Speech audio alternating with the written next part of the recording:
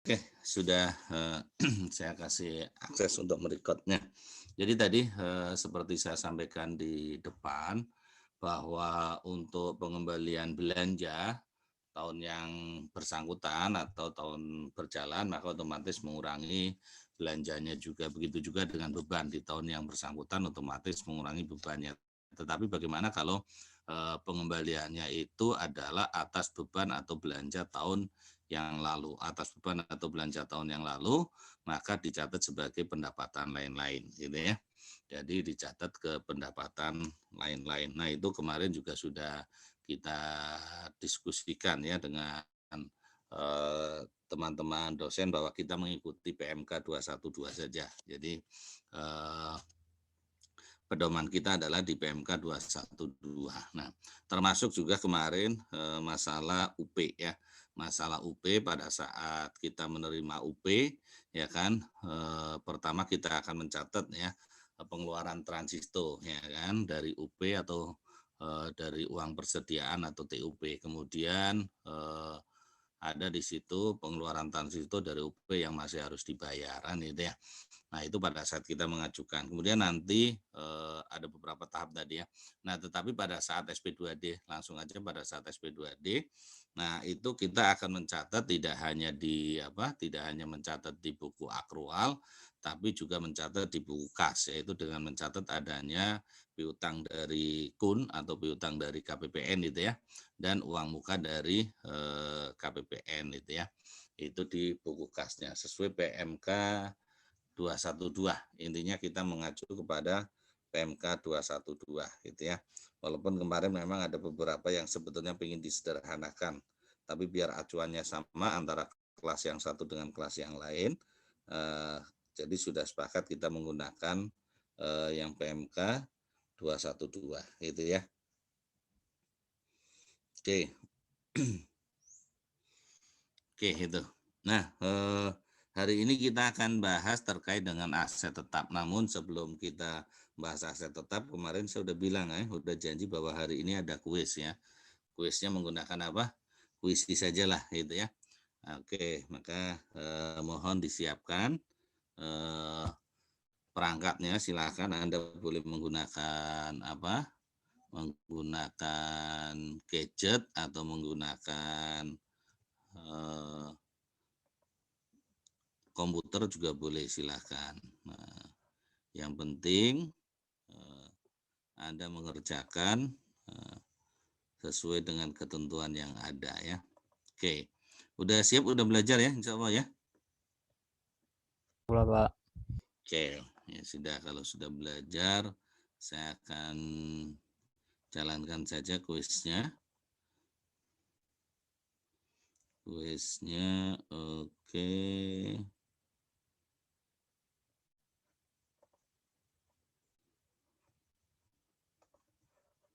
Oke, saya taruh. Oke, itu kuisnya sudah saya saya posting di Zoom. Nah, minta tolong untuk join ke Zoom pakai nomor absen kemudian baru nama ya, nomor absen baru terus nama gitu. Oke, ini sudah ada yang masuk ya.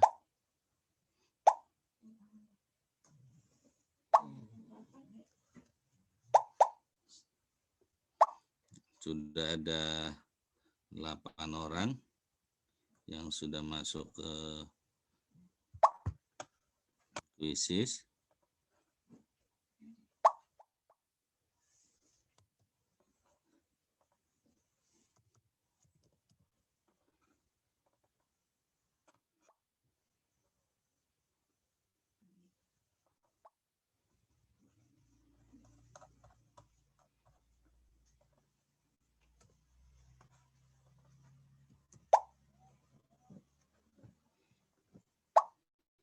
Oke, sudah 16 orang.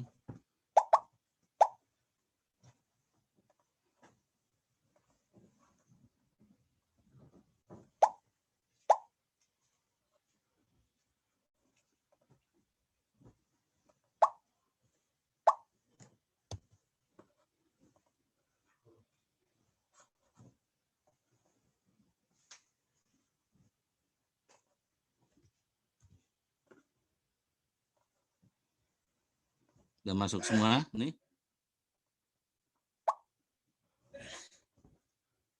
Sudah 24 orang, kita start aja ya.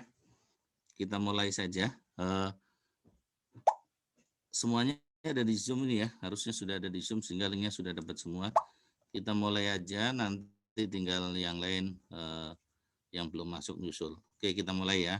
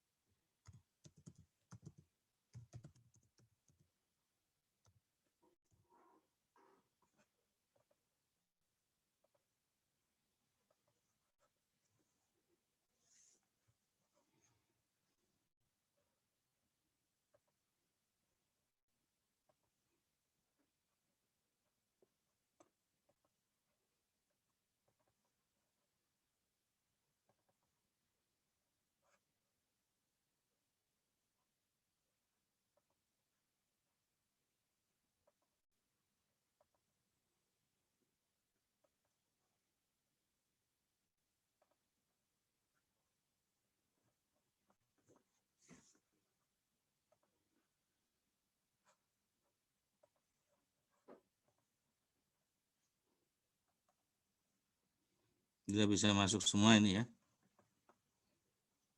Sudah ada 28 player.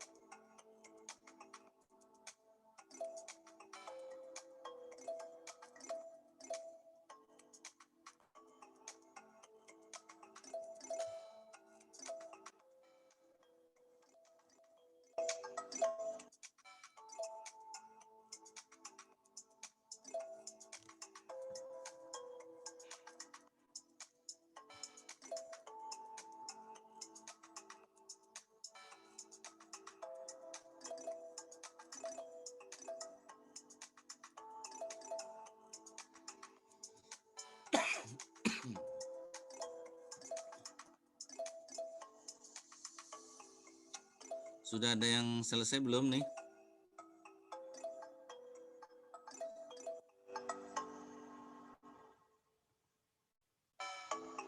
Novel udah selesai belum, Novel?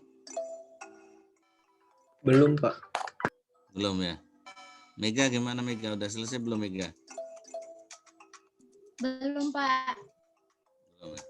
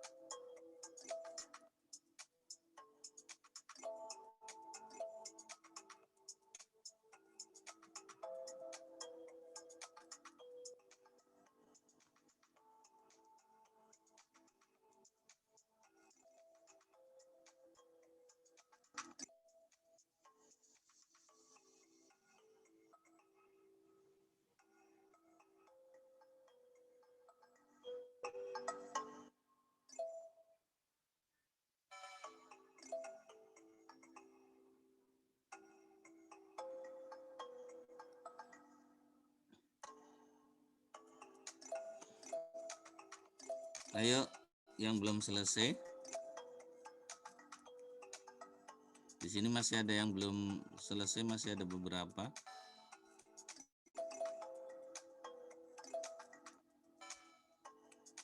Ilham udah selesai belum, Ilham? Kurang 2, Pak. Kurang 2. Andy gimana nih, Andy?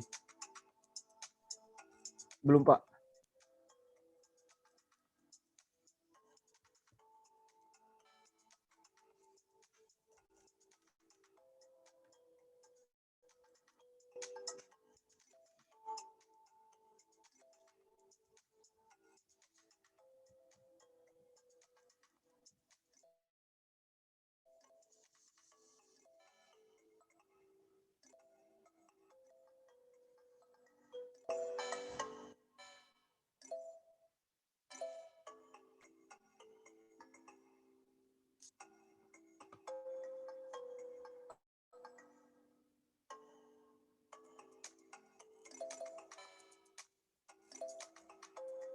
Silvi udah selesai belum, Silvi?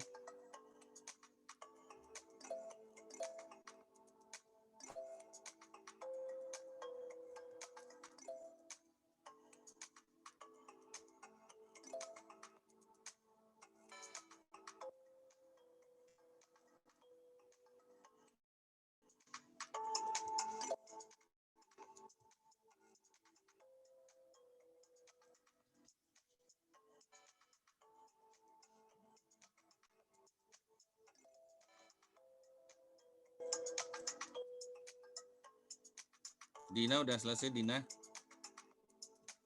Sudah, Pak. Sudah ya. Gamara udah selesai belum, Gamara? Sudah, Pak. Sudah ya. Kuku gimana nih, Kuku? Udah selesai belum, Kuku? Belum, Pak. Nadia?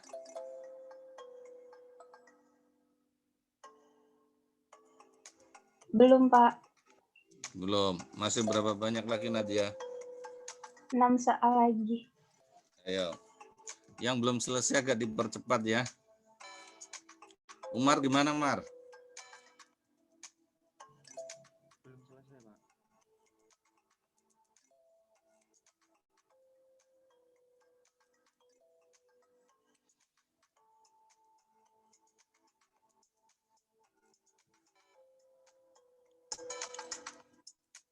Masih pengerjaan, Pak.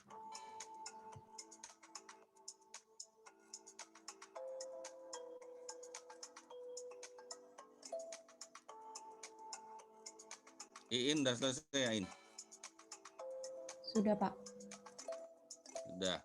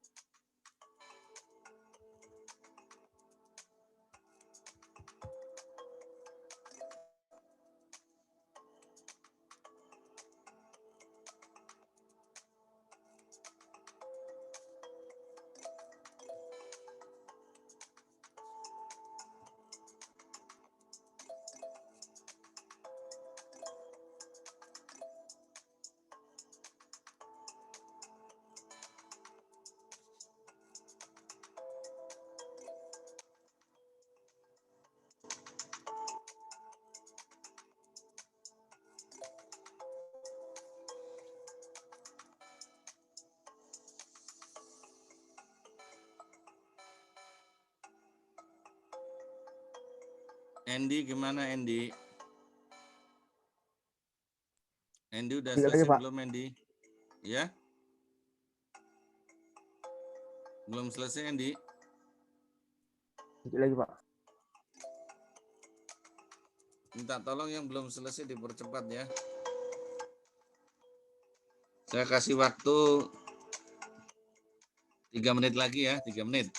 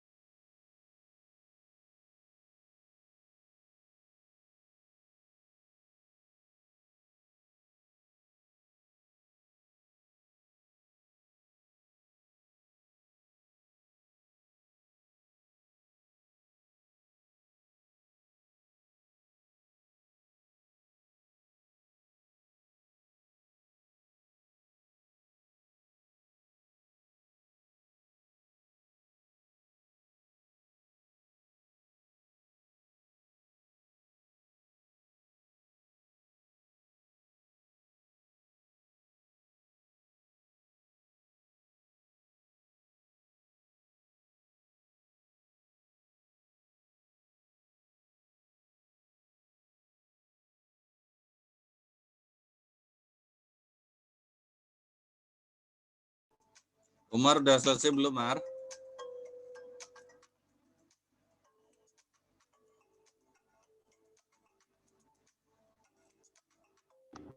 Satu soal lagi, Pak. Umar sama Andy udah?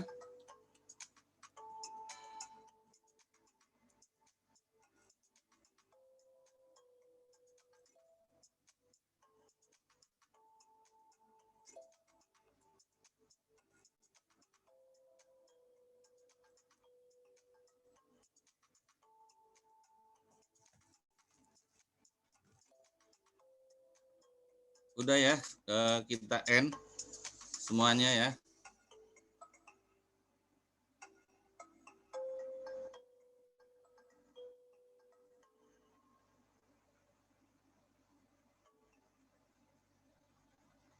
Oke, ya. Jadi kalau kita lihat ini akurasinya cukup bagus ya. Sudah di atas 70 ya. Secara rata-rata sudah di atas 70 persen ya. Walaupun ada beberapa yang masih ya di bawah 70 masih ada ya kan. Ada yang di bawah 60 gitu ya. Oke. Oke. Saya ada kesulitan nggak? Caranya ada kesulitan nggak?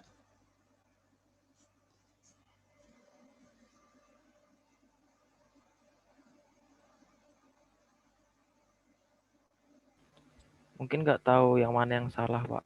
Oh, nggak tahu yang Dari mana soal yang yang salah. Ya. Kalau nomor 1 ini kelihatan nggak layar share screen layar saya?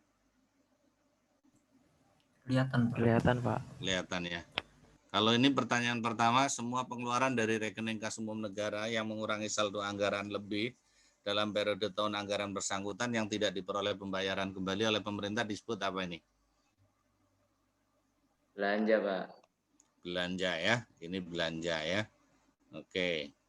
Kalau yang kedua, penurunan manfaat ekonomi atau potensi jasa atau biaya yang timbul yang terhadap pada penurunan ekuitas, ini apa namanya?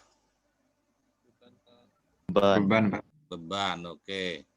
Klasifikasi belanja pada belanja pemerintah pada laporan keuangan didasarkan pada klasifikasi apa? Ekonomi. Ekonomi, Pak. Klasifikasi Ekonomi. di laporan keuangan kan belanja ada belanja pegawai, belanja barang dan jasa, belanja modal, itu berarti klasifikasi apa? Ekonomi atau jenis belanja. Kalau klasifikasi organisasi kan nanti bunyinya belanja organisasi A, organisasi B. Kalau fungsi berarti belanja kesehatan, belanja pendidikan, kan kayak gitu.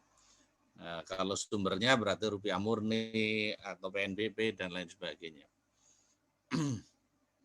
Alokasi anggaran yang diberikan kepada perusahaan atau lembaga untuk memproduksi, menjual, mengekspor atau mengimpor barang dan jasa untuk memenuhi hajat hidup orang banyak sehingga harga jualnya terjangkau oleh masyarakat disebut apa nih? Subsidi, Pak. Belanja subsidi ya. Jadi kalau kita bicara, oh ini pemerintah memberikan sesuatu kepada produsen untuk memproduksi, menjual, mengekspor agar harga jualnya lebih murah, lebih terjangkau.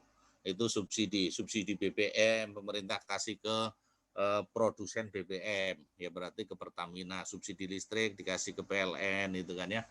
Pengeluaran pemerintah dalam bentuk transfer uang atau barang kepada pemerintah negara lain, organisasi internasional, BUMN, BUMD, pemerintah daerah yang bersifat sukarela, tidak wajib, tidak mengikat, dan tidak perlu dibayar kembali, ini apa nih? Hibah bukan, Pak? Hibah apa transfer? Hibah, Pak. Hibah ya. 18 orang betul, 10 orang incorrect ini katanya ya. Oke. Kalau tadi banyak betulnya. Nah, kalau yang ini masih banyak betulnya, cuman ada beberapa yang incorrect, 10 orang incorrect. Kemudian yang ini, bantuan uang atau barang yang diberikan pemerintah kepada masyarakat dan atau lembaga kemasyarakatan, keagamaan dan lain sebagainya, apa ini? Bansos, Pak. Bansos, Pak. Bansos, resiko sosial 25 orang betul ya. Ini juga 25 orang betul. Pengeluaran negara untuk pembayaran yang tidak dapat diprediksi, belanja lain-lain. Nah ini, manakah dari belanja berikut yang bukan merupakan belanja dari kementerian atau lembaga? Mana? Bansos mungkin, Pak. Bansos. Bansos. Di kementerian lembaga itu cuma ada 3 belanja. Belanja pegawai, belanja barang dan jasa, dan belanja modal. Itu kan? Oke, ini 50-50 nih yang betul dan yang salah. Manakah dari belanja pemerintah pusat berikut yang tidak diakui sebagai beban pada periode yang sama? Belanja pemeliharaan gedung kantor diakui sebagai beban pada periode yang sama. Yang tidak diakui, ya berarti ya. Ini diakui di periode yang sama, gitu kan ya. Belanja subsidi ini juga diakui di periode yang sama. Belanja bansos diakui di periode yang sama. Belanja modal itu tidak diakui sebagai beban di periode yang sama. Bebannya nanti beban penyusutan itu diakui dalam beberapa periode manfaatnya. Ya, belanja untuk memperoleh aset yang mempunyai masa manfaat lebih dari 1 tahun. Masih 9 incorrect. Mana ini? Yang Modal. Akan diakui belanja modal jika Nilai satuannya. nilai satuannya di atas batas minimum kapitalisasi. Ya toh? Batas minimum kapitalisasi menurut PMK 181 tahun 2015 adalah kalau peralatan dan mesin 1 juta yang sebelumnya 300, kemudian gedung dan bangunan 25 juta yang sebelumnya adalah 10 juta, gitu kan. Kalau ini udah banyak yang betul nih ya, 25 korek, 4 inkorek. Satker ABC penggantian ban mobil 5 juta, pengeluaran tersebut diklasifikasikan sebagai apa nih?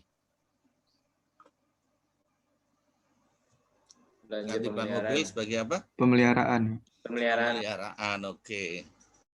Ya, berikutnya ini juga 22 betul ya, yang tidak betul cuma 1.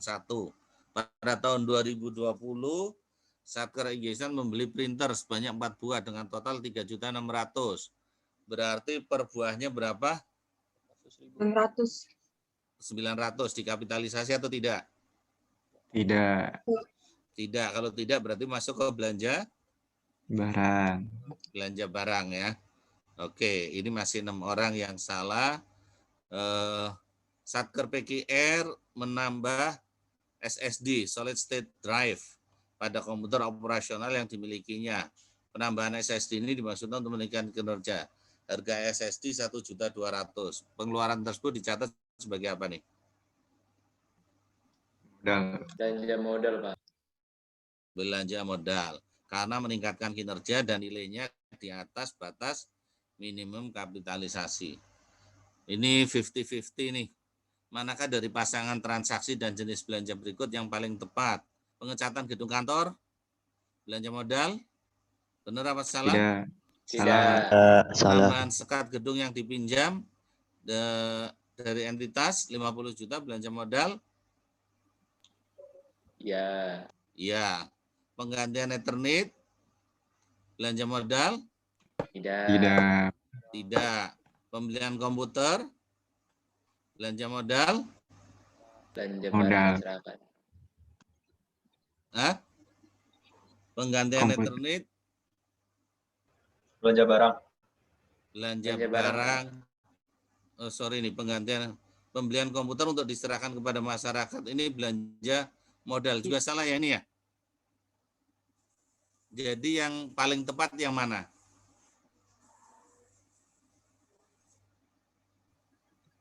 Yang C. Yang B. Yang B. Pembelian komputer ini belanja diserahkan kepada masyarakat, otomatis belanja barang, gitu kan ya. Penggantian Ethernet ini juga karena diganti Ethernetnya otomatis tidak menambah masa manfaat, tidak, ini belanja mestinya ini belanja pemeliharaan. Gitu kan?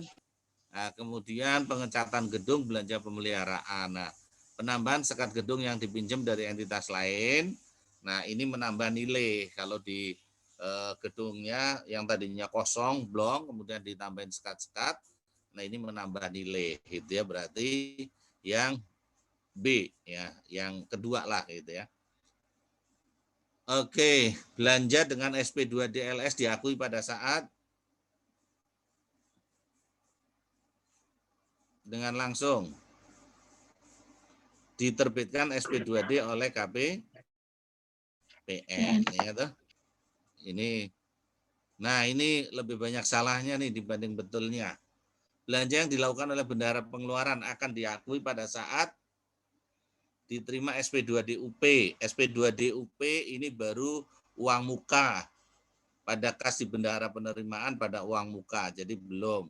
Diterima barang, kalau diterima barang kita baru mencatat misalnya persediaan, berarti persediaan yang belum diregister pada utang yang belum diterima tagihannya. Jadi kita belum mengakui belanja. Pembayaran oleh bendahara pengeluaran juga belum.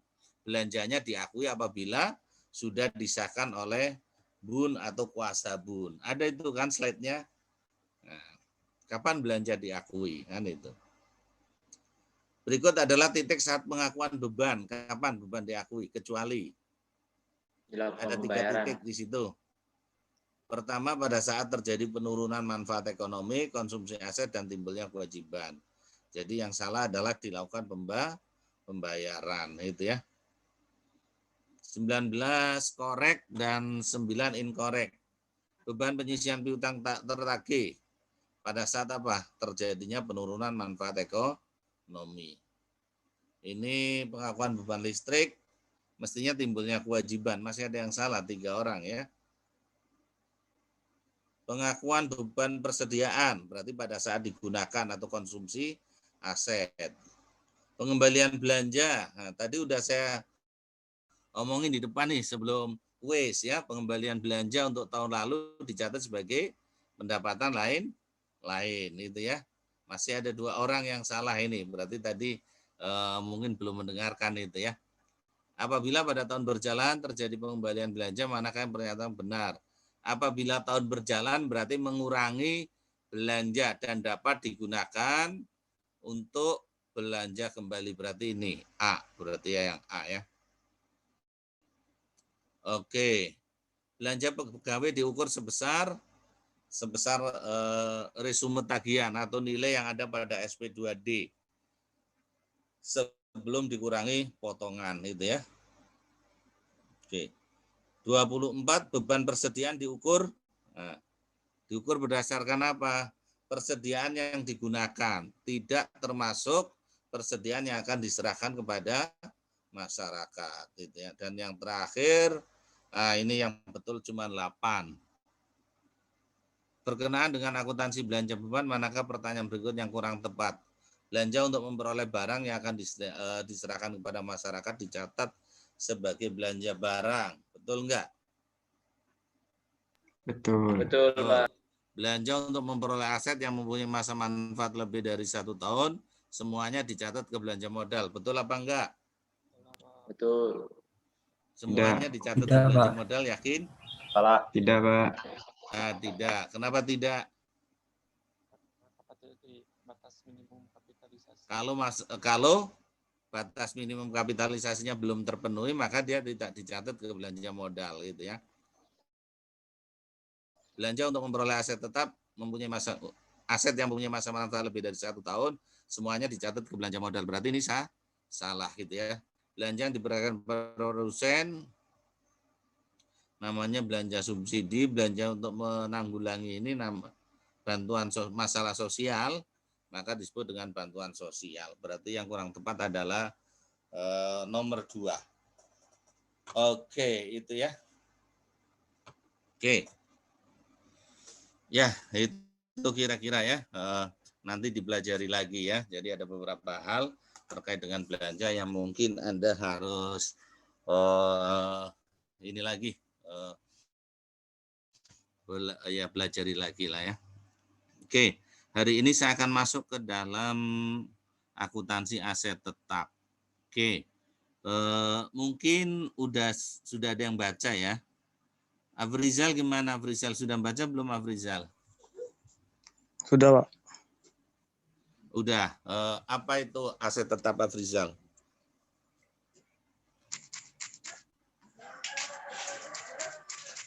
Wah. Itu juga, Pak. Ya, gimana Afrizal?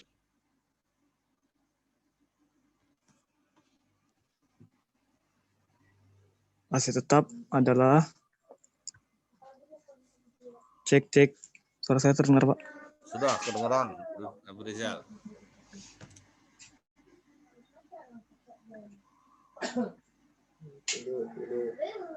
Aset tetap adalah aset berwujud yang mempunyai masa manfaat lebih dari 12 bulan atau 1 tahun yang digunakan untuk atau dimaksudkan untuk digunakan dalam kegiatan pemerintah dan atau dimanfaatkan oleh masyarakat umum, Pak.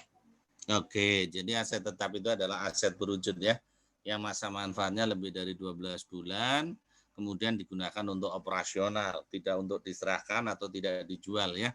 Jadi harus digunakan untuk operasional. Kalau aset tetap tersebut sudah tidak digunakan lagi sebagai alat atau aset untuk operasional, mestinya berarti dia tidak memenuhi lagi sebagai kriteria aset tetap. Umar, halo Umar. Ya, Pak. Mar, kalau kita bicara aset tetap, mungkin Umar bisa memberikan contohnya apa aja kira-kira, Mar? Mungkin seperti gedung, terus tanah, terus jembatan, irigasi, gitu sih, Pak. Contoh aset tetap, mungkin di sekitaran Umar, aset tetap itu yang Umar tahu ada apa aja? Ada tanah, gedung bangunan, jalan, terus Ya, lu peralatan suaranya energi. kok nggak kedengeran, Mar ya? Halo, Pak. Cek.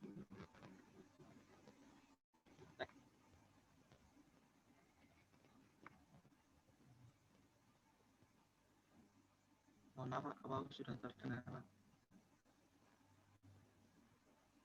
Cek. Oke, mungkin Silvi bisa bantu, Silvi. Baik, Pak. Kalau aset tetap itu setahu saya ada gedung, bangunan, peralatan, terus jalan irigasi, itu, Pak. Terus apa lagi, Silvi?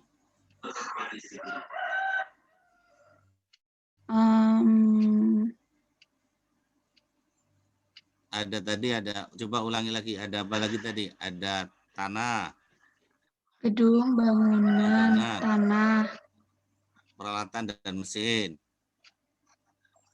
ya. jalan irigasi dan jaringan. Terus jalan irigasi, ya. Sama apa lagi?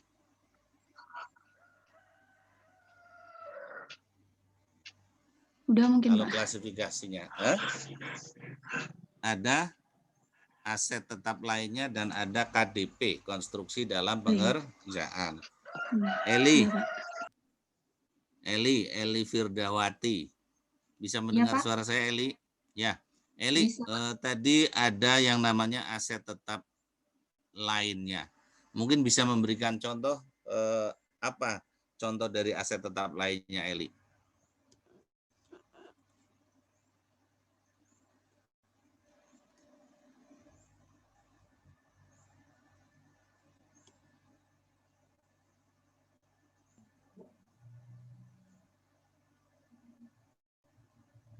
Ya, halo Eli, suaranya nggak kedengeran, Eli?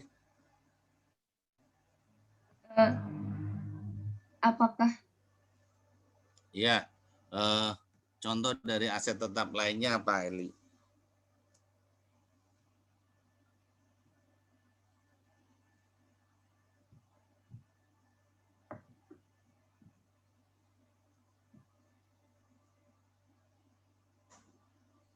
Oke. Suaranya enggak? Atau Mega mau membantu Mega? Pak. Oh, kalau Iya. yang tadi saya baca sih kalau nggak salah itu kayak buku perpustakaan. Terus ada hewan, ada tumbuhan juga. Itu aja sih, Pak, enggak saya. Jadi contoh untuk aset tetap lainnya ada Contohnya ada buku perpustakaan, ada hewan ya, ada hewan dan tanaman gitu ya. Kemudian juga ada barang-barang percorak seni gitu ya.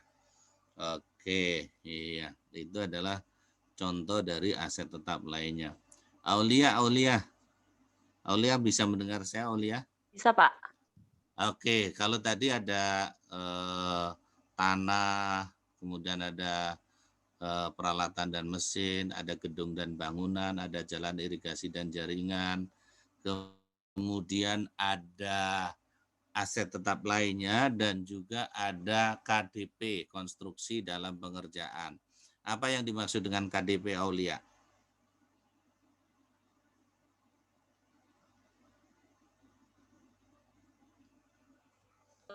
Kalau yang tadi saya sudah baca, konstruksi dalam pengerjaan itu aset-aset yang sedang dalam proses pembangunan, Pak. Sedang dalam proses pembangunan. Contoh-contoh, Aulia?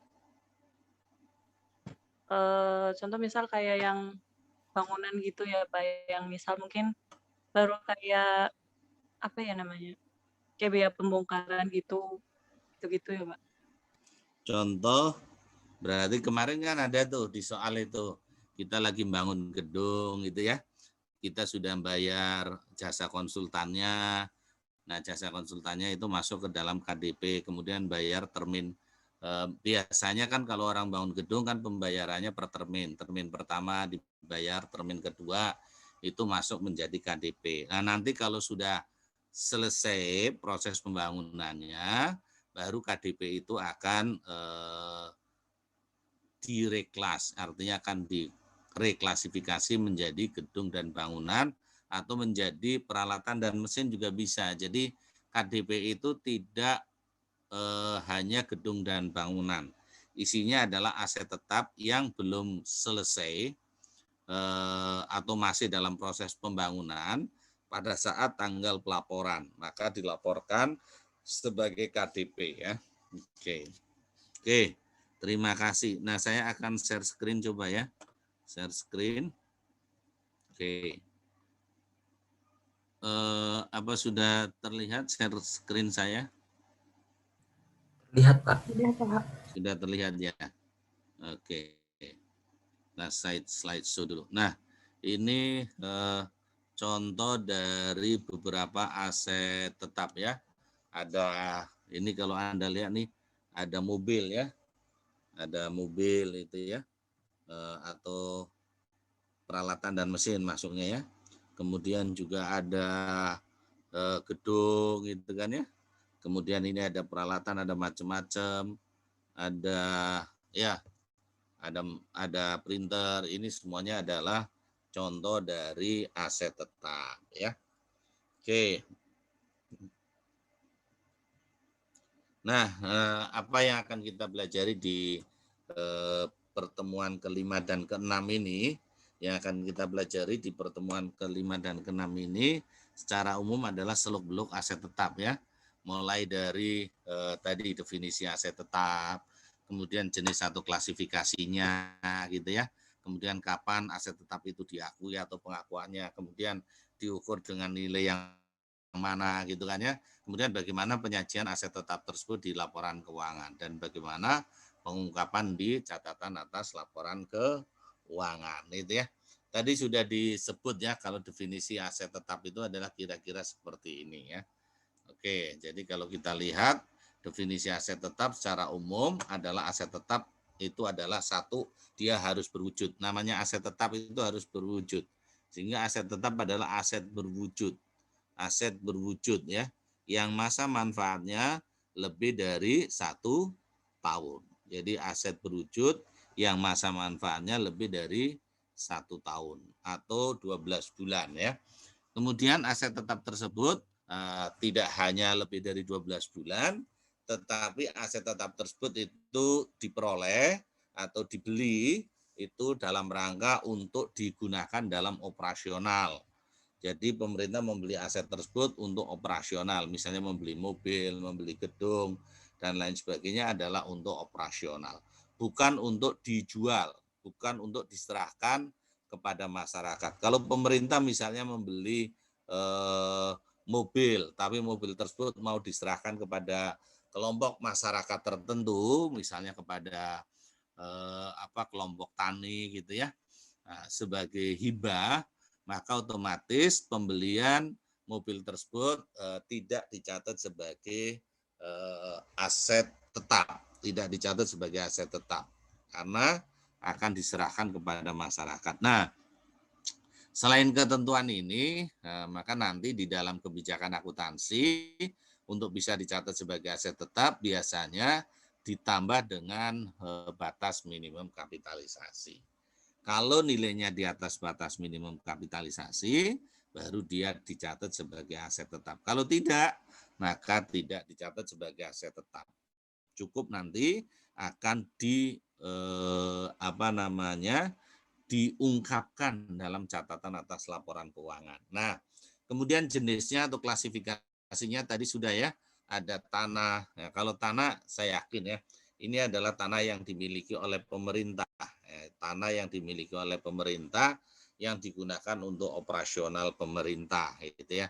Misalnya tanah untuk membangun gedung, tanah untuk membangun jalan, dan lain sebagainya. Ini tanah. Kemudian ada peralatan dan mesin, ini juga sama, peralatan atau mesin-mesin yang masa manfaatnya lebih dari 12 bulan, kemudian untuk operasional. Kemudian ada gedung dan bangunan. Nah, saya mau nanya nih, kira-kira apa sih bedanya gedung sama bangunan? Ada yang tahu? Kenapa disebut gedung dan bangunan? Emang beda itu gedung dan bangunan? Ada yang tahu?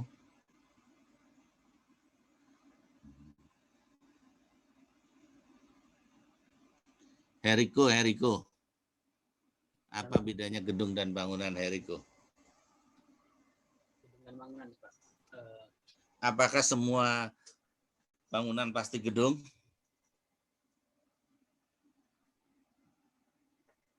Tidak, Pak.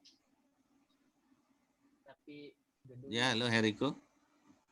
Ya, Pak. Menurut saya Maaf, Pak. Ya, Pak. Menurut saya gedung itu pasti bangunan, Pak. Seperti itu. Gedung itu pasti bangunan, tapi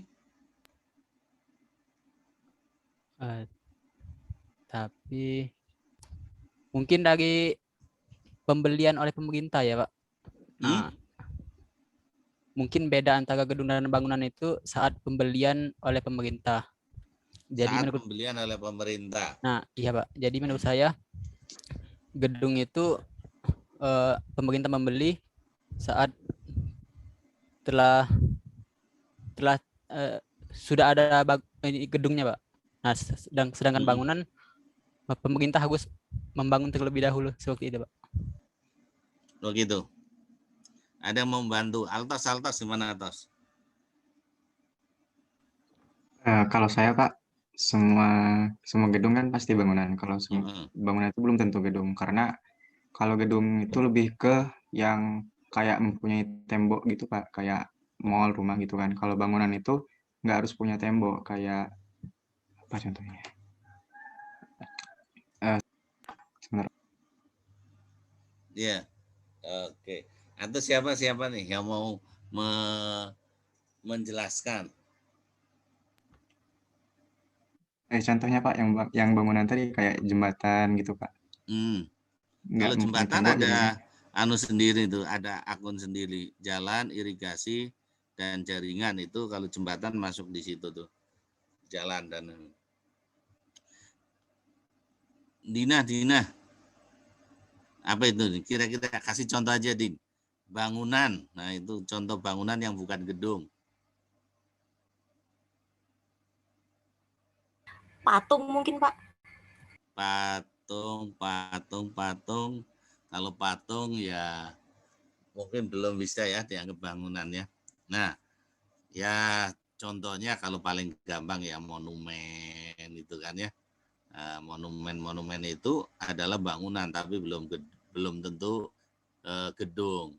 Kalau gedung kan bangunan yang ada ruangan ya kan, yang ada ruangan yang biasanya digunakan untuk kegiatan operasional atau layanan itu ya. Nah, kalau bangunan bisa gapuro juga itu bangunan. Jadi konstruksi, sebetulnya konstruksi secara umum itu pada dasarnya adalah bangunan gitu ya. Jadi kalau gedung bisa dikatakan ya bangunan, tapi bangunan belum tentu gedung ya.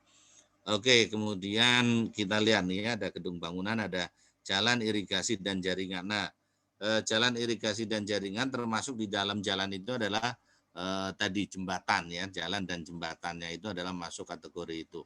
Kalau irigasi ini bangunan air, misalnya bendungan, itu ya tersier, itu ya, ini masuk ke waduk, maka itu masuk ke irigasi. Kalau jaringan, contoh jaringan, nah contoh dari jaringan, misalnya yaitu ada jaringan listrik, jaringan internet, itu ya kabel-kabel internet yang dipasang di dalam gedung dan lain sebagainya, ada wifi, ada macam-macam, itu adalah masuk ke jaringan, itu ya. Kalau aset tetap lainnya tadi berarti otomatis aset tetap yang tidak masuk ke tanah, tidak masuk ke peralatan mesin, tidak masuk gedung, tidak masuk ke jalan irigasi dan jaringan. Contoh tadi buku perpustakaan. Buku perpustakaan itu adalah aset yang masa manfaatnya lebih dari 12 bulan. Kemudian dia juga berwujud gitu ya, kemudian digunakan untuk memberikan layanan. Nah, tetapi dia apakah dia tanah jelas bukan. Apakah dia peralatan dan mesin bukan peralatan. Apakah dia gedung dan bangunan juga bukan. Jalan irigasi dan jaringan juga bukan. Maka masuklah ke dalam aset tetaplah lainnya. Itu ya. Selain buku tadi saya katakan barang-barang bercorak seni gitu ya. Barang-barang bercorak seni contohnya kalau kita punya misalnya itu ya ada batik, ada macam-macam itu ya, kemudian lukisan itu ya. Nah, itu adalah masuk ke dalam aset tetap lainnya. Kemudian juga tadi hewan dan tanaman itu ya. Jadi kalau kita punya hewan, nah itu juga bisa masuk ke dalam aset tetap lainnya. Contoh misalnya kalau di bea cukai punya anjing pelacak gitu ya. Nah, itu adalah aset tetap lainnya. Kemudian kalau di kebun binatang itu ada hewan-hewan yang ada di kebun binatang yang digunakan untuk pajangan gitu ya. Kalau Anda datang lihat sana, oh ini yang namanya kancil gitu ya. Oh ini yang ada yang tahu kancil nggak nih? Kalau cerita pasti tahu semua ya, kancil. Tapi kancil kayak apa sih kancil? Jangan-jangan tahu, Dina nggak tahu kancil, Dina? Kurang tahu, Pak. Oh, kurang tahu, geleng-geleng nggak tahu. Altos tahu nggak Altos? Kalau di kartun sering lihat sih Pak, kalau nyata belum. Ya kalau nyata belum pernah ya, tapi kalau digambar gitu ya, kira-kira gedenya seberapa?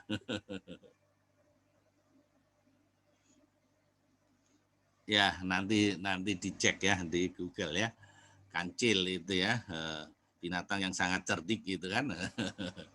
Nanti kalau ke kebun binatang bolehlah dilihat ya. Oke. Nah itu masuk ke dalam aset tetap lainnya. Nah kemudian kalau kita bicara pengakuan, jadi kapan sih aset tetap diakui? Maka aset tetap bisa diakui apabila satu ada potensi masa manfaat di masa yang akan datang, atau di sini disebut diakui pada saat manfaat ekonomi masa depan itu bisa diperoleh, gitu ya.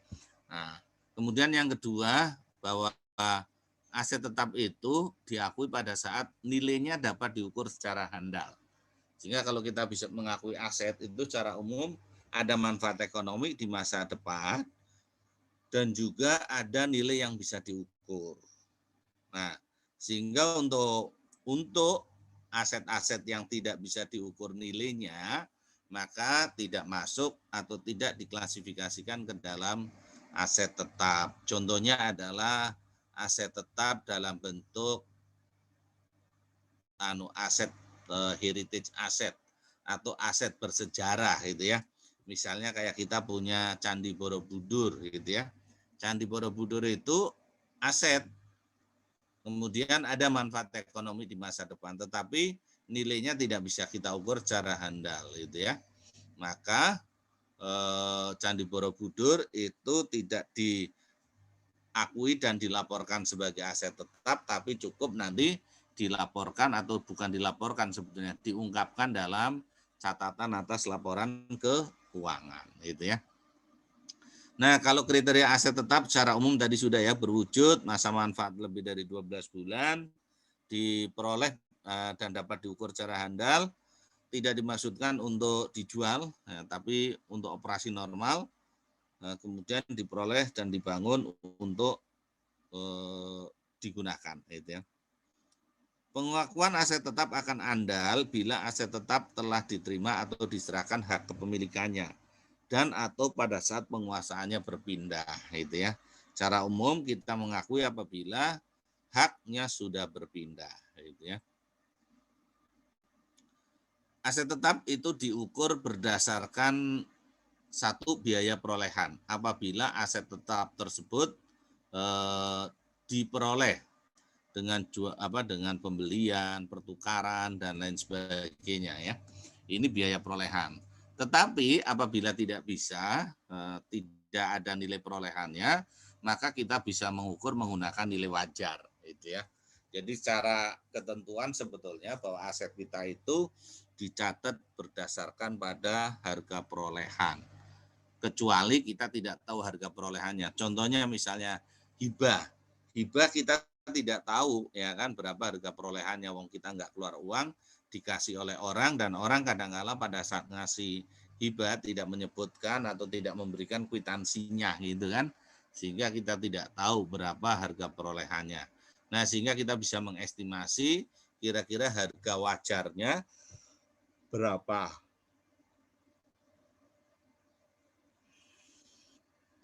Perolehan aset tetap dapat melalui pengadaan. Pengadaan itu bisa ya pembelian gitu ya, bisa bangun sendiri ya kan? Atau melalui pertukaran. Jadi aset tetap ditukar dengan aset tetap, atau hibah, donasi.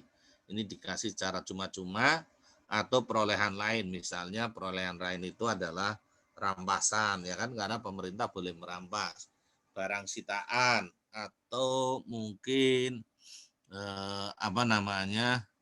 kayak misalnya nih ada orang yang memasukkan, menyelundupkan barang-barang ke negara kesatuan Republik Indonesia, barang-barang yang tidak sah, maka otomatis barang tersebut bisa disita oleh pemerintah, gitu ya. Perolehan melalui pengadaan dapat dilakukan dengan cara membeli dengan pihak ketiga atau dengan cara swakelola. Swakelola itu membangun sendiri gitu ya.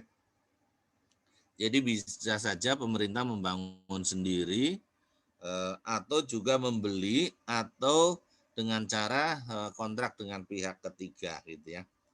Pembelian aset tetap dapat dilakukan secara tunggal, artinya kita membeli satu atau membeli secara gabungan. Kalau membeli satu misalnya kita beli komputer hanya walaupun jumlahnya 30 komputer, tapi modelnya cuma satu, maka disebut dengan pembelian tunggal atau dilakukan secara tunggal. Tetapi kalau kita membeli komputer, beli komputernya satu, tetapi ada bundling, ada meja kerjanya, ada kursinya, ada printernya, nah itu berarti disebut gabungan, karena pada saat memperoleh ada beberapa aset yang diperoleh secara sekaligus. Nah, untuk aset yang diperoleh secara gabungan nanti akan dicatat berdasarkan pada alokasi harga pasar. Artinya gini, akan dialokasikan harga perolehannya berdasarkan pada harga pasarnya gitu ya. Untuk perolehan di bawah nilai satuan minimum kapitalisasi, maka aset tetap tersebut tidak diakui dan disajikan sebagai aset tetap. Contoh misalnya, Anda membeli printernya bisa awet 5 sampai 10 tahun. Tapi ternyata harga printernya 950.000. Berarti masih di bawah nilai minimum kapitalisasi. Maka printer tersebut tidak dicatat sebagai aset tetap. Cukup nanti diungkapkan dalam catatan atas laporan keuangan, gitu ya. Nah, pengukurannya gini kira-kira, biaya perolehan itu semua biaya yang dikeluarkan untuk memperoleh aset tetap tersebut ya. Kalau kita bicara dengan pembelian berarti harga beli ditambah dengan biaya ongkos angkut dan lain sebagainya. Mungkin juga bisa juga ditambah dengan komisi ya, komisi pembelian gitu ya. Kemudian kalau memperoleh dengan cara membangun, maka otomatis semua biaya pembangunan, baik yang sifatnya direct maupun indirect, biaya langsung maupun tidak langsung. Biaya langsung, kalau Anda waktu kelas 1 sudah belajar namanya akuntansi manufaktur sedikit ya, di sana ada biaya langsung itu ada direct material dan direct labor, bahan baku langsung dan tenaga kerja langsung. Kemudian untuk indirect atau biaya tidak langsung adalah biaya yang tidak bisa ditelusuri secara langsung. Contohnya adalah biaya listrik, biaya perencana, biaya pengawas, dan lain sebagainya. Nah, kemudian apabila tidak tahu harga perolehannya, apabila kita tidak bisa menggunakan harga perolehannya, maka kita bisa menggunakan dengan nilai wajar. Nilai wajar itu adalah harga tukar wajar atau harga pasar wajar itu. Aset tetap yang diperoleh dengan cara lain misalnya hibah, maka dia dicatat dengan nilai wajar karena hibah kita tidak tahu harga perolehannya. Oke, sampai sini ada pertanyaan? Nggak ada? Nah, ini batas minimum kapitalisasi ya. Dulu kita menggunakan PMK 120 tahun 2007, sekarang kita sudah menggunakan PMK 181 tahun 2016 itu ya, yang berlaku di tahun 2018. Ini batas minimumnya. Jadi peralatan dan mesin ini per unit ya, per unit adalah 1 juta. Aset tetap renovasian untuk mesin ATR itu 1 juta, gedung dan bangunan 25 juta. Aset tetap renovasian untuk gedung dan bangunan 25 juta. Kemudian untuk aset tetap berupa tanah itu tidak ada batas minimum kapitalisasi. Misalnya Anda beli tanah cuman Rp2.000, maka itu dicatat sebagai tanah gitu ya. Kalau ternyata ada gitu ya. Atau beli tanah tapi harganya Rp500.000, itu juga tetap dicatat sebagai tanah gitu ya. Kalau sekarang ya nggak ada ya tanah yang harganya segitu, kecuali beli tanah 1 karung. Nah itu beda lagi, kalau beli tanah 1 karung itu bukan tanah itu ya, itu persediaan, misalnya mau buat nanam apa kan gitu. Kemudian jalan irigasi dan jaringan, saya kira Anda sudah tahu, tadi sudah saya jelaskan. Jalan adalah konstruksi yang digunakan sebagai jalur transportasi, itu konstruksinya, jadi bukan tanahnya. Jadi kalau kita bicara jalan berarti konstruksinya.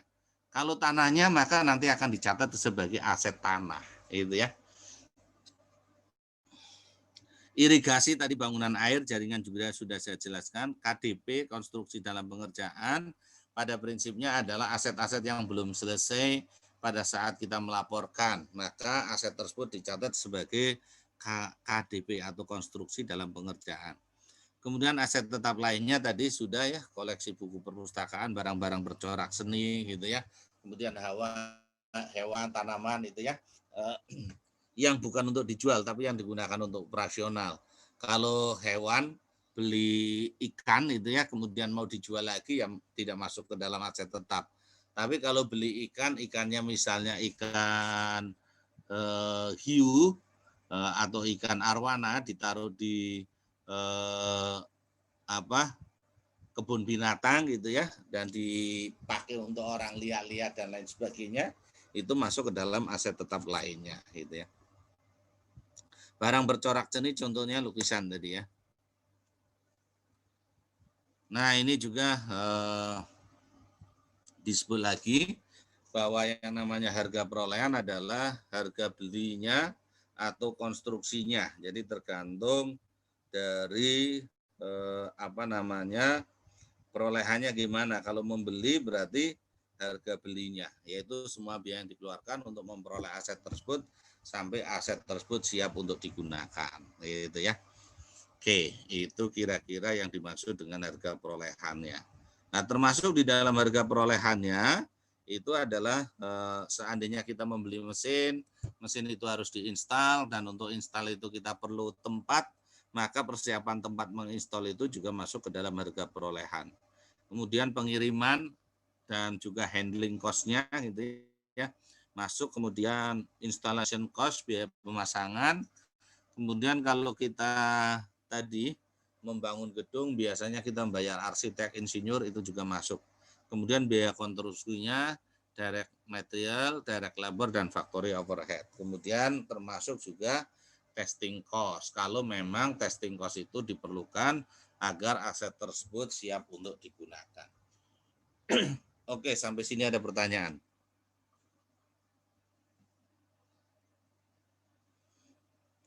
Oke, ada pertanyaan?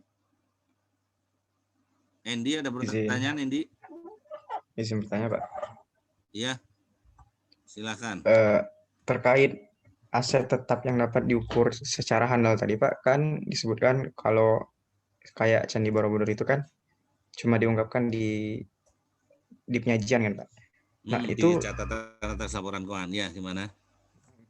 Jadi kenapa kita nggak misalkan nyewa yang kayak arkeolog gitu, Pak, untuk nilainya supaya menaikkan aset modal di laporan keuangan kita gitu, Pak.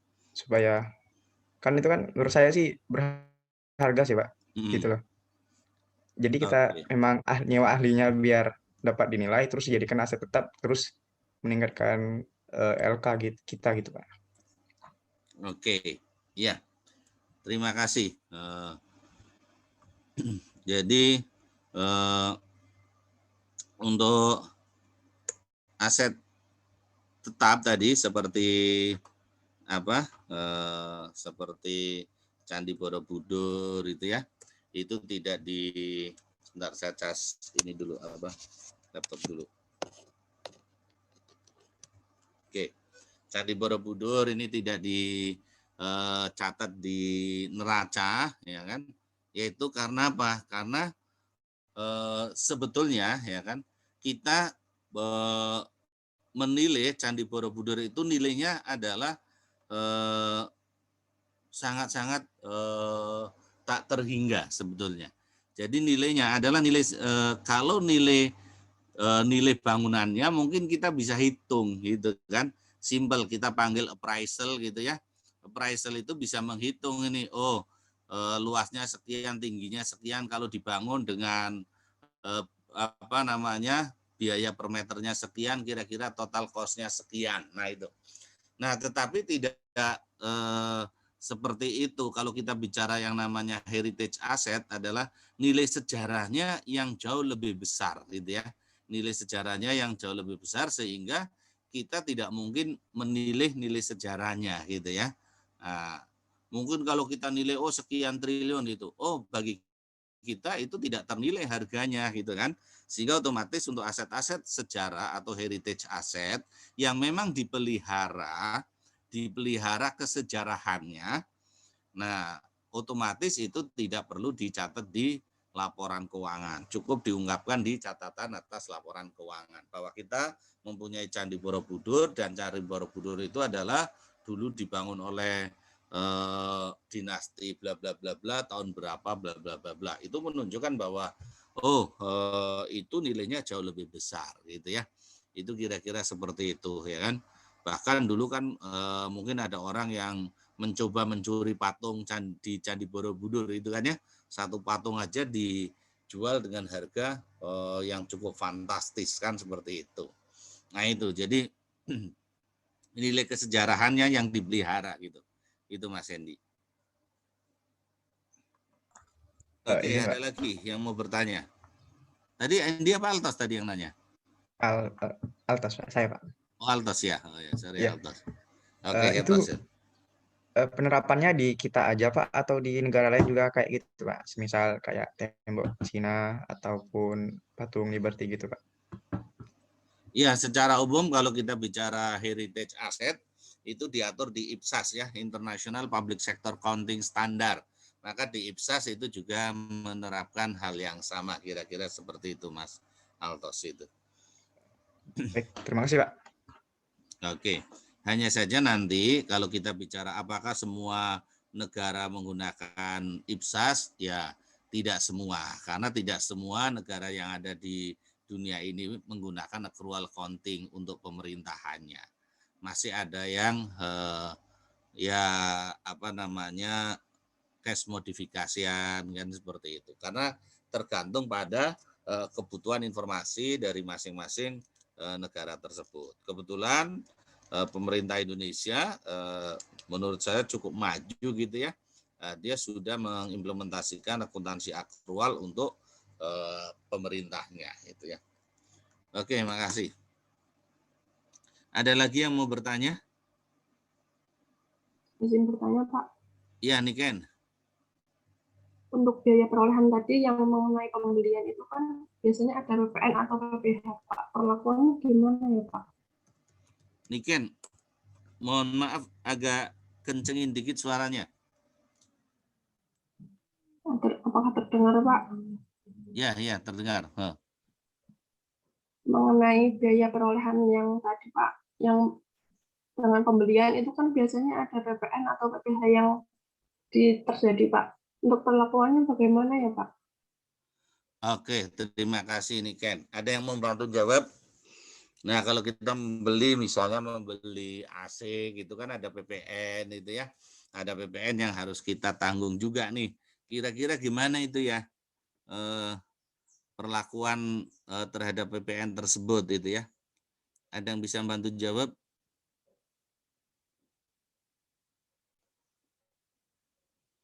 Live, kayaknya live udah siap-siap nih mau jawab.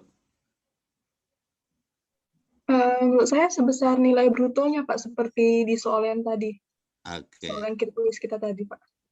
Oke, jadi sebesar nilai brutonya. Kalau begitu berarti PPN itu termasuk adalah harga perolehan. Iya, betul sekali. Karena kalau kita bicara bicara harga perolehan itu tidak sekedar harga beli, tapi semua biaya yang dikeluarkan untuk memperoleh aset tersebut sampai aset tersebut siap untuk digunakan, gitu ya. Jadi tidak sekedar harga belinya, tetapi semua, termasuk juga PPN. Kalau ada PPN yang harus ditanggung oleh pemerintah, maka PPN itu juga harus ditambahkan sebagai harga perolehan. Bahkan kalau misalnya pemerintah membeli tanah gitu ya. Nah, pada saat membeli tanah pemerintah mungkin minta tolong orang untuk mencarikan tanah yang cocok bagi pemerintah dengan bla bla bla bla bla bla.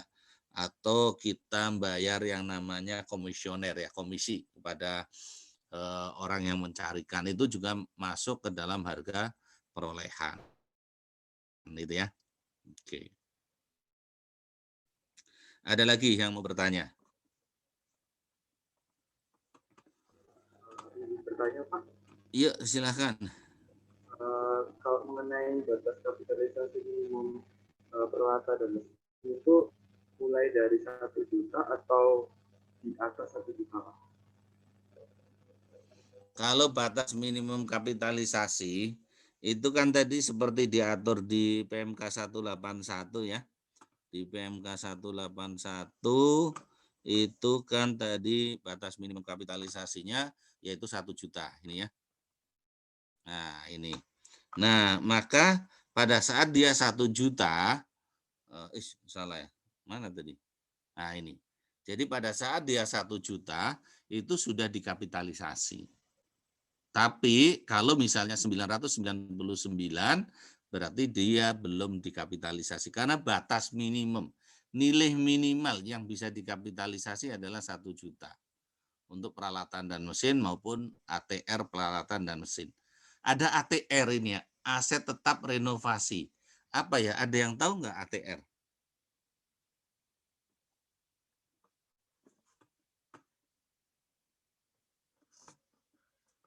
Ada yang tahu apa itu ATR? Kukuh tahu nggak Kukuh ATR itu apa Kukuh?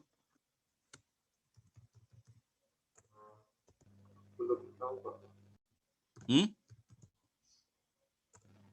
Belum tahu. Belum tahu. Ada yang tahu ATR itu apa? Izin, Pak. Iya. Kalau dari saya baca di buku kemarin itu dia biaya renovasi atas kayak kepemilikan aset tetap yang bukan punya dia gitu, Pak. Kayak biaya renovasi buat ruangan yang dia nyewa kayak gitu mungkin. Biaya renovasi atas aset tetap yang bukan milik kita.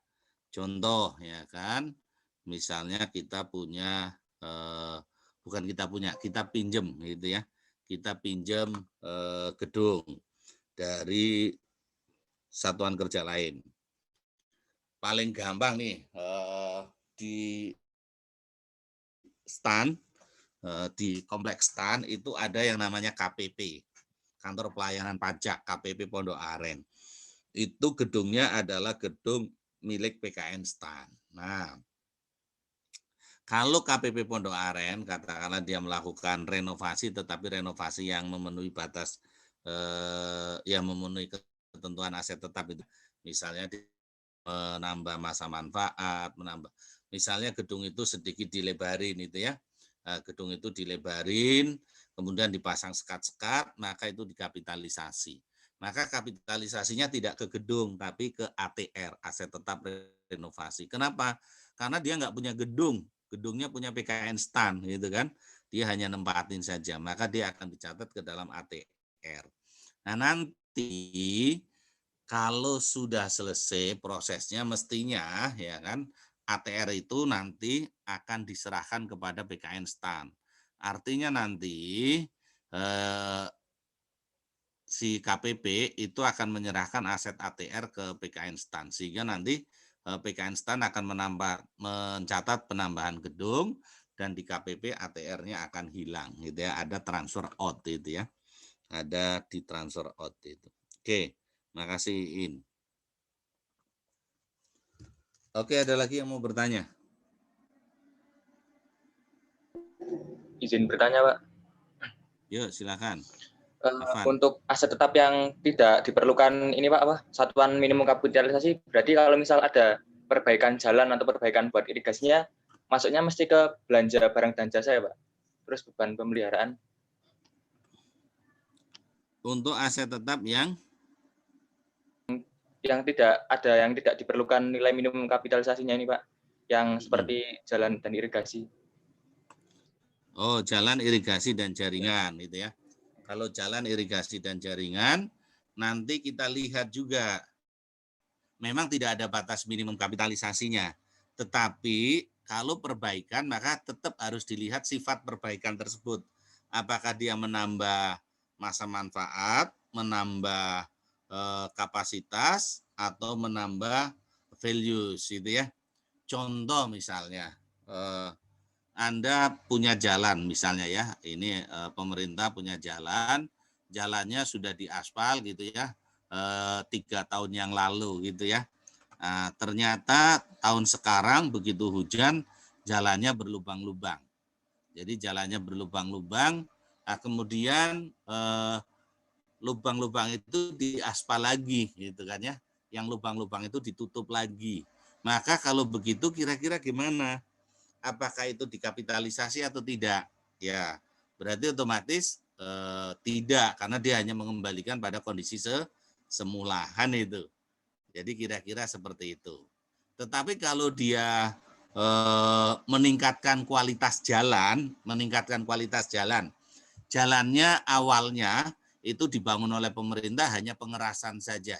Pengerasan hanya dipadetin, dikasih sirtu, pasir, dan batu. Nah, misalnya seperti itu, kemudian sudah dipakai.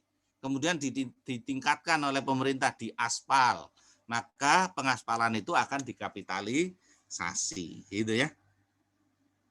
Habis di aspal ternyata masih rusak-rusak, kemudian diganti, dicor.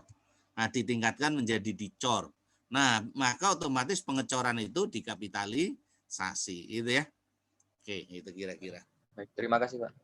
Yuk.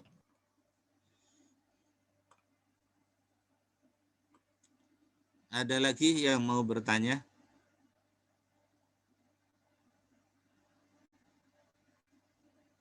Oke, kalau nggak ada, saya ingin Anda pelajari dulu sebentar, ya kan? Slide yang sudah saya berikan, karena tadi baru sedikit yang membaca, gitu ya. Nah, Anda pelajari slide-nya sampai slide ke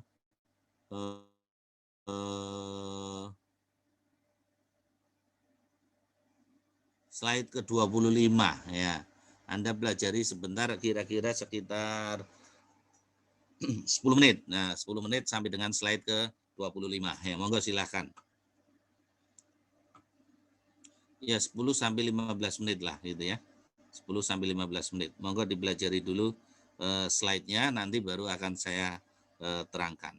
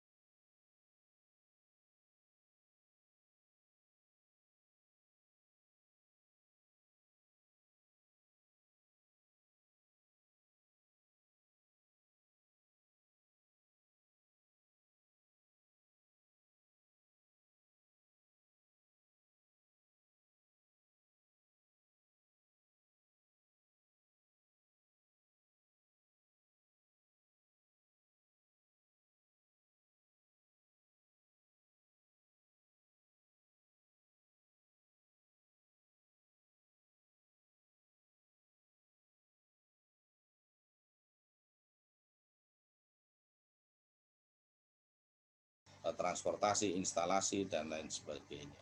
Mungkin juga biaya uji coba seandainya peralatan dan mesin tersebut memang membutuhkan biaya tersebut, gitu ya.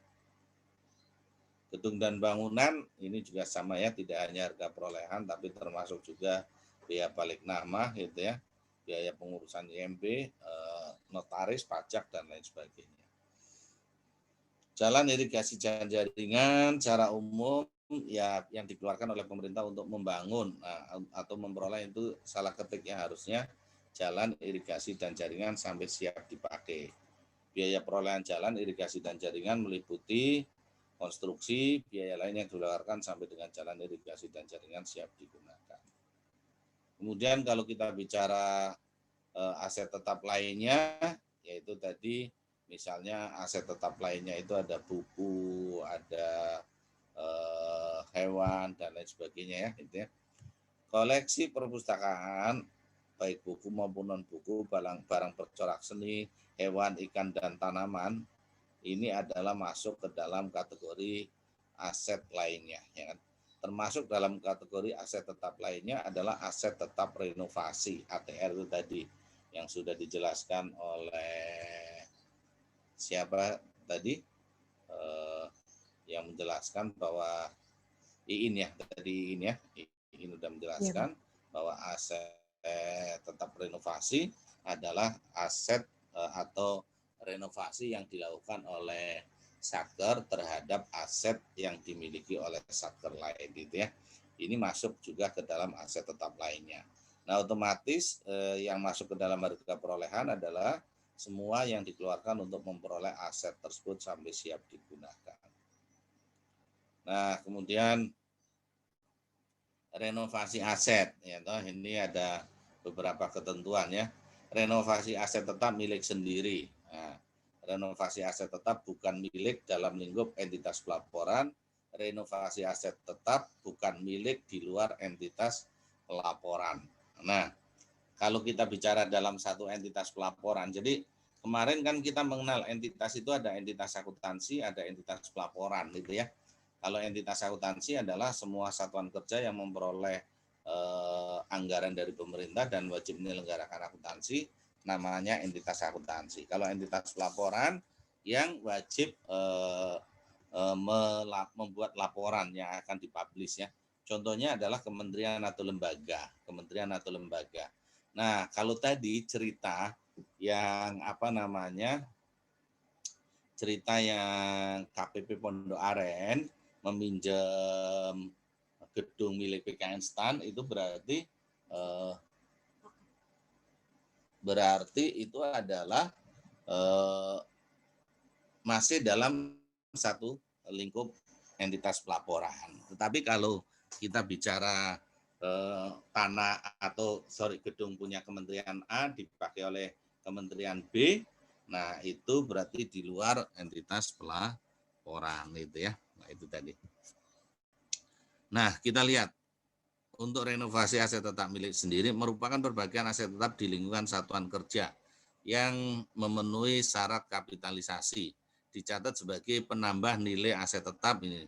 Apabila sampai dengan tanggal pelaporan renovasi tersebut belum selesai dikerjakan, sudah selesai pengerjaannya namun belum diserah terimakan, maka akan dicatat sebagai KDP. Ini asumsinya adalah renovasi ini adalah renovasi yang memenuhi ketentuan kapitalisasi ya.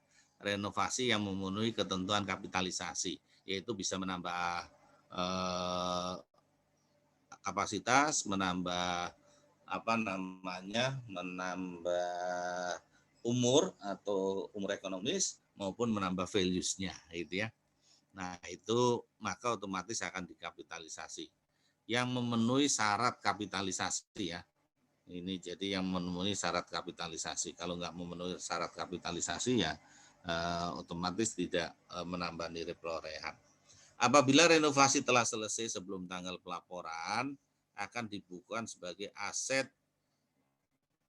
tetap renovasi atau aset tetap lainnya, aset renovasi. Apabila kita merenovasi aset bukan punya kita, gitu ya. Jadi apabila kita melakukan renovasi aset bukan punya kita, itu seperti itu.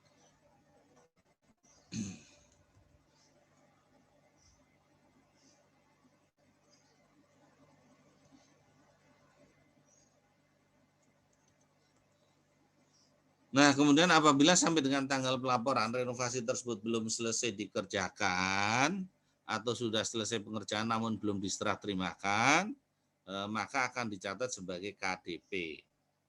Pada akhir tahun anggaran, aset renovasi sesungguhnya diserahkan kepada pemilik. Itu ya, nanti mestinya pada akhir tahun anggaran sudah diserahkan ke pemilik, sehingga sudah menjadi gedung atau sudah menjadi peralatan dan mesin, gitu ya. Apabila untuk yang terakhir nih ya, renovasi aset tetap bukan dalam satu lingkup entitas pelaporan. Apabila renovasi telah selesai dilakukan sebelum tanggal pelaporan, akan dibukukan sebagai aset tetap lainnya, aset renovasi, dan disajikan di neraca sebagai kelompok aset. Apabila sampai dengan tanggal pelaporan renovasi tersebut belum selesai dikerjakan, atau sudah selesai pengerjaannya namun belum diserah terimakan, maka akan dicatat sebagai KDP. Pada akhir masa perjanjian pinjam pakai atau sewa, aset renovasi ini seyogyanya diserahkan kepada pemilik, gitu ya. Nah, kalau tadi itu diserahkannya pada akhir tahun anggaran, kalau ini diserahkannya pada akhir tahun kontrak atau akhir tahun perjanjian simpan pinjamnya, itu harus sudah diserahkan, gitu ya. Itu kira-kira. Jadi untuk aset tetap renovasi ya.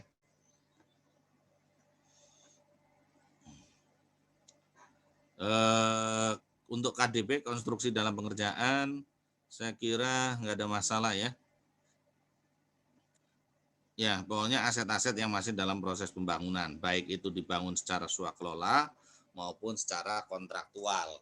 Kalau secara swakelola berarti ya yang dicatat ke KDP adalah semua biaya yang kita keluarkan untuk membangun, baik direct cost-nya maupun indirect cost-nya, seandainya kita bisa mengatribusikan atau biaya yang dapat diatribusikan. Nah, dapat dialokasikan ke konstruksi tersebut ya, baik direct. Yang pertama itu kalau biaya langsung otomatis gampang hitungnya. Untuk biaya yang tidak langsung maka kita hitung-hitung dengan model atribusi ya. Kalau kita lihat untuk biaya langsung itu alokasinya ya nanti bisa macam-macam dasarnya. Kalau misalnya listrik gitu ya, listrik itu biaya tidak langsung listrik. Nah, listrik itu berapa yang akan dibebankan kepada pembangunan gedung, mestinya nanti ada bagaimana cara menghitungnya ya kan. Bisa saja yang paling mudah adalah inkrementalnya. Kalau misalnya sebelum bangun gedung listrik habisnya 800.000, ternyata setelah bangun gedung habisnya 1.500.000, berarti yang di atas 800.000 itu dianggap sebagai beban karena membangun. Nah itu ya. Nah ini biaya lain secara khusus dibebankan hubungan dengan konstruksi. Kalau kontrak ini lebih gampang karena kalau kontrak yang bangun adalah pihak ketiga, maka yang kita catat adalah jumlah yang sudah kita bayar atau termin yang kita bayar dan kewajiban yang masih harus dibayar. Misalnya sampai dengan tanggal 31 Desember kita belum melakukan pembayaran tapi ternyata pembangunannya sudah melebihi dari jumlah yang kita bayar gitu kan ya. Nah, itu berdasarkan pada nanti berita acara pengecekan pembangunan. Pembayaran klaim kepada kontraktor pihak ketiga, misalnya klaim karena keterlambatan yang disebabkan oleh pemberi kerja, ini juga masuk ke situ ya, harga perolehan. Kemudian penyelesaian KDP, secara umum nanti kalau KDP udah selesai, otomatis akan direklas ya. KDP akan dipindahkan ke pos aset yang bersangkutan jika konstruksi secara substantif telah selesai dikerjakan dan konstruksi tersebut telah dapat memberikan manfaat. Dokumen sumber untuk pengakuan penyelesaian KDP adalah berita acara penyelesaian pekerjaan. Jadi nanti biasanya ada berita acara penyelesaian pekerjaan atau serah terima pekerjaan itu ya. Itu seperti itu. Nah ini variasi penyelesaian KDP ya. Pembangunan asetnya sudah selesai. Kemudian berita acara penyelesaian pekerjaan juga sudah diperoleh, asetnya sudah dimanfaatkan, sudah digunakan, maka otomatis dia akan disajikan sebagai aset tetap. Artinya kita sudah membangun, oleh pihak ketiga membangunnya sudah selesai, sudah ada berita acara penyelesaian pekerjaan, dan sudah kita pakai asetnya, maka otomatis masuk ke dalam aset tetap. Bagaimana kalau membangunnya sudah selesai, BAP-nya sudah, tapi belum kita gunakan. Jadi misalnya kita sudah bangun gedung selesai di bulan Oktober, kemudian dilakukan berita acara penyelesaian pekerjaan di bulan Oktober sudah selesai, bulan habis Oktober, November, Desember kita belum sempat pakai gedungnya, tetapi sudah selesai, maka nanti pelaporannya tetap sebagai aset tetap, bukan sebagai KDP, sebagai gedung, gitu ya, walaupun belum kita gunakan. Misalnya baru digunakan nanti di bulan Januari atau di bulan Februari gitu ya. Kemudian selesai membangunnya tapi belum ada serah terima atau belum ada berita acara penyelesaian pekerjaan. Tetapi mungkin sebagian sudah kita pakai gitu ya. Misalnya sudah membangun gedung katakanlah 10 lantai, lantai 1 sudah selesai. Nah, kemudian sudah kita pakai tetapi belum ada serah terima gitu ya. Maka ini tetap dicatat sebagai KDP. Selesai sebagian belum diperoleh, sebagian sudah dimanfaatkan, ini juga KDP. Selesai sebagian karena sebab tertentu aset tersebut hilang, maka penanggung jawab aset tersebut membuat pernyataan hilang, otomatis dihapuskan ini ya. Belum selesai tapi sudah ada berita acara serah terima gitu kan ya. Bagaimana? Ini juga masih ada masih masuk ke dalam KDP gitu ya. Jadi yang masuk ke aset tetap itu adalah yang sudah selesai pengerjaannya dan sudah ada berita acara penyelesaian pekerjaan gitu ya.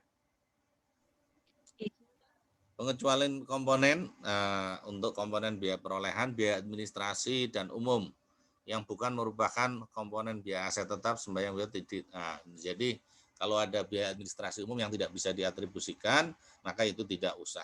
Biaya startup atau praproduksi yang tidak merupakan bagian biaya suatu aset. Nah, jadi sebetulnya aset tersebut sudah siap untuk digunakan. Misalnya kita beli AC, sudah pasang, sudah siap digunakan. Tapi kita uji coba sehari semalam. Nah, misalnya gitu ya.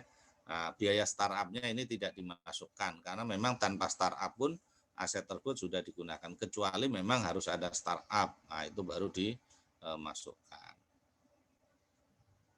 Nah, ini sebetulnya sama seperti yang sebelumnya di belanja. Pengeluaran staf perolehan itu bisa sebagai revenue expenditure atau bisa sebagai capital expenditure. Revenue expenditure otomatis nanti akan dicatat sebagai beban. Nah, kemudian kalau capital expenditure berarti dikapitalisasi. Apa saja yang dikapitalisasi? Yaitu memperpanjang masa manfaat, menambah kapasitas, gitu kan ya.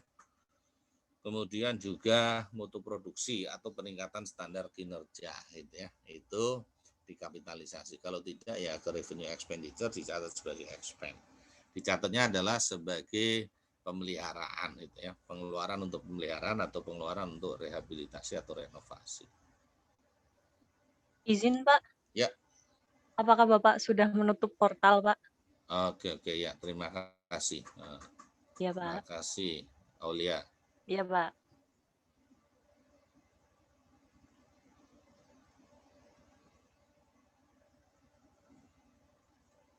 Oke, saya cek. Ya, oke. Sudah saya isi semua, tinggal close doang. Tadi sambil istirahat sudah saya isi, saya cek kembali ini apa udah lengkap. Sudah. Oke, lanjut ya.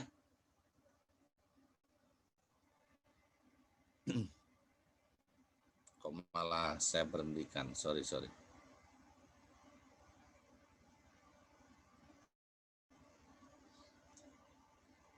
Nah, kemudian untuk pertukaran aset tetap ya. Nanti pertukaran aset tetap itu kita mengenal aset tetap yang serupa atau sejenis atau tidak sejenis gitu ya. Nah, tapi intinya gini. Biaya suatu aset tetap yang diperoleh dengan atau melalui pertukaran yang tidak serupa atau aset lainnya diukur berdasarkan nilai wajar aset yang diperoleh, yaitu nilai ekuivalen atas nilai tercatat aset yang dilepas atau book value dari aset yang dilepas setelah disesuaikan dengan jumlah kas atau setara kas dan kewajiban lain yang ditransfer atau diserahkan. Jadi sebetulnya adalah dicatat sebesar carrying value atau nilai tercatat dari aset yang kita lepas ditambah atau dikurangi dengan kas itu kan. Kalau kita nambah kas berarti otomatis aset yang kita peroleh berarti sebesar nilai aset yang kita serahkan atau book value aset yang serahkan ditambah dengan jumlah kas yang kita tambahkan itu tadi. Misalnya saya punya komputer harga belinya 10 juta. Sudah disusutkan 6 juta, berarti book value tinggal berapa? Tinggal 4 juta. Saya tukar dengan printer gitu ya. Saya tukar dengan printer, ternyata saya harus nambah 1 juta. Berarti printer tersebut kira-kira harganya adalah 5 juta. Itu kira-kira seperti itu. Suatu aset tetap dapat diperoleh melalui pertukaran atas suatu aset tetap yang serupa, yang memiliki manfaat yang serupa dan memiliki nilai wajar yang serupa. Maka aset tetap baru yang diperoleh dicatat sebesar carrying value atau nilai terbawah aset yang ditukar. Nah, ini kalau ditukar dengan aset yang serupa, maka katanya aset yang kita peroleh nilainya sama dengan aset yang kita lepas, itu ya. Itu kira-kira. Kemudian yang terakhir nih penyusutan ya, terakhir penyusutan ya. Terakhir penyusutan. Nah, aset tetap yang kita miliki selain tanah dan KDP itu disusutkan ya. Nah, disusutkan. Jadi selain tanah dan KDP itu seluruh aset tetap itu disusutkan. Nah, penyusutan pada dasarnya adalah alokasi sistematis atas nilai aset tetap yang dapat disusutkan atau depreciable asset selama masa manfaat gitu kan ya. Nilai penyusutan untuk masing-masing periode diakui sebagai pengurang dari nilai tercatat aset. Jadi nanti ada nilai asetnya itu katakanlah harga perolehannya 10 juta, penyusutannya 6 juta, nanti otomatis penyusutan akan mengurangi. Nah, ini yang tadi sudah saya sebutkan, selain tanah dan KDP, seluruh aset tetap itu disusutkan. Metode penyusutannya ada 3 ya, metode penyusutannya ada garis lurus, ada saldo menurun berganda, dan ada garis lurus, saldo menurun berganda, yang satunya adalah unit produksi. Nah, untuk pemerintah pusat, jadi untuk pemerintah pusat, kita menggunakan metode garis lurus. Jadi kalau standar akuntansi pemerintahan memang ada 3, tetapi pemerintah pusat hanya menggunakan yang garis lurus saja. Metode ini dilakukan dengan mengaluaskan nilai yang bla bla bla bla bla gitu ya. Oke, sampai sini ada pertanyaan? Kalau tidak ada pertanyaan, berarti nanti kita akan lanjut di pertemuan berikutnya ya untuk aset tetap, karena waktunya juga sudah habis. Jadi nanti kita akan lanjut di pertemuan berikutnya. Tolong untuk pertemuan berikutnya Anda baca dulu semua sampai habis nih ya, sampai habis, sampai 57 ya kan, sehingga nanti pada pertemuan berikutnya kita bisa lebih cepat gitu. Oke, sebelum saya akhiri, apakah ada pertanyaan? Izin Pak, mau bertanya perihal kuisis tadi. Ada teman yang sempat terkendala karena mati lampu di daerahnya, terus namanya jadi GES. Itu gimana ya Pak? Tapi dia udah submit semua, udah ngerjain semua soalnya atas nama Afrizal Fadli. Gimana namanya? Jadi GES. GES. Atas nama Afrizal tadi ya? Iya. Sebentar.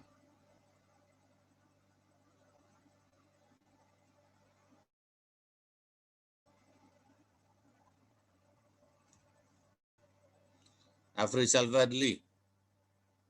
Sudah oke kok, nggak ada masalah. Baik Pak, terima kasih. Oke, ya. Oke, makasih. Kalau tidak ada pertanyaan, saya kira kita akhiri sampai di sini aja ya. Terima kasih banyak atas perhatiannya. Mudah